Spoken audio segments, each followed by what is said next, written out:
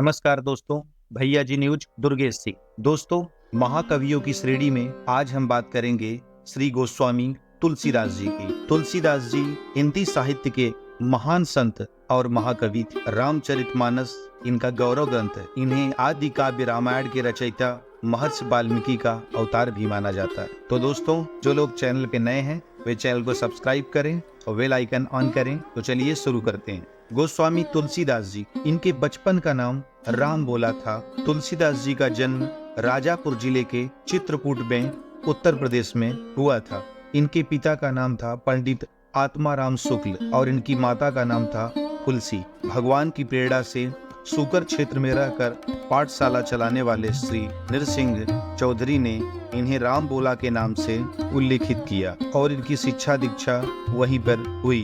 तदोपरांत तुलसीदास जी का विवाह दीनबंधु पाठक की पुत्री रत्नावली के साथ हुआ। इन्हें एक पुत्र भी प्राप्त हुआ जिसका नाम तारक। कुछ काल राजापुर रहने के बाद वे पुनः काशी चले गए और वहां की जनता को राम कथा सुनाने लगे। कथा के दौरान उन्हें एक दिन मनुष्य के वेश में एक प्रेत मिला जिनसे उन्हें हनुमान जी का पता बतलाया।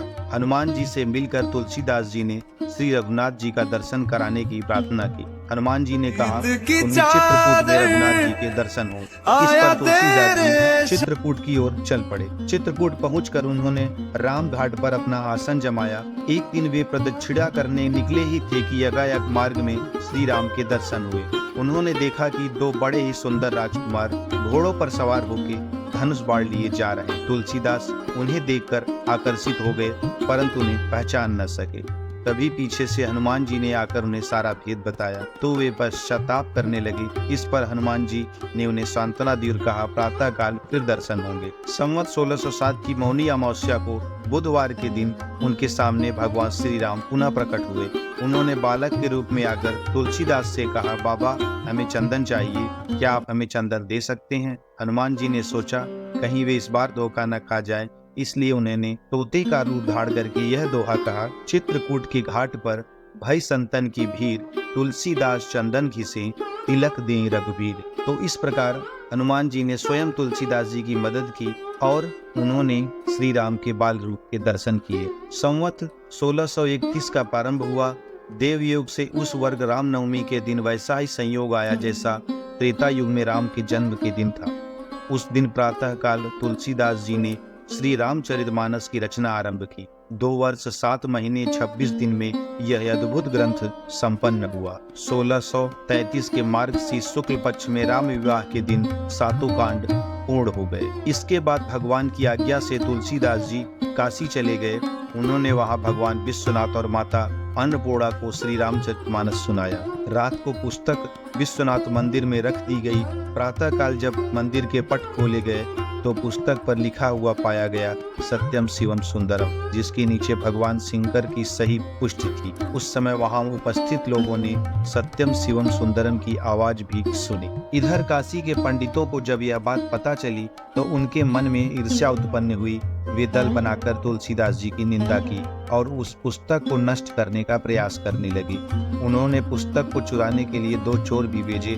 चोरों ने जाकर देखा तुलसीदास जी की कुटी में आसपास 2 युवक धनुष बाण लिए पहरा दे रहे हैं। दोनों युवक बड़े ही सुंदर, क्रमशः श्याम और गौड़ वर्ण के। उनके दर्शन करते ही चोरों की बुद्धि शुद्ध हो गई। तो इस प्रकार रामचरितमानस की रचना हुई।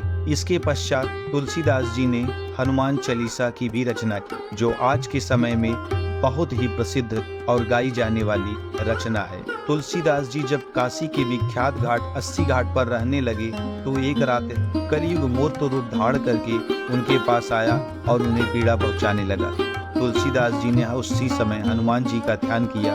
हनुमान जी ने साक्षात प्रकट होकर उन्हें प्रार्थना के पद रचने को कहा। इसके बाद उन्होंने अंतिम कृति विनय पत्रिका लिखी और उन्होंने भगवान के चरणों में समर्पित किया। श्री राम ने उन्हें उस पर स्वयं हस्ताक्षर किए और तुलसी जी को निर्भय कर दिया। संवत 1680 में श्रावण शुक्ल सप्तमी को तुलसीदास जी ने राम राम कहते हुए अपना शरीर का परित्याग कर दिया। आज भारत के तमाम ग्रंथों में रामचरितमानस तुलसीदास द्वारा रचित सबसे महत्वपूर्ण और दिव्य ग्रंथ माना जाता है। रामचरित का मानस का पाठ आज हर घर में सुना और कहा जाता है। तो ऐसे थे हमारे महाकवि गोस्वामी तुलसीदास जी। तुलसीदास जी के चरणों में हमारा कोटि कोटि नमन और अभिनंदन। जय हिंद, जय सनातन धर्म, जय श्री राम।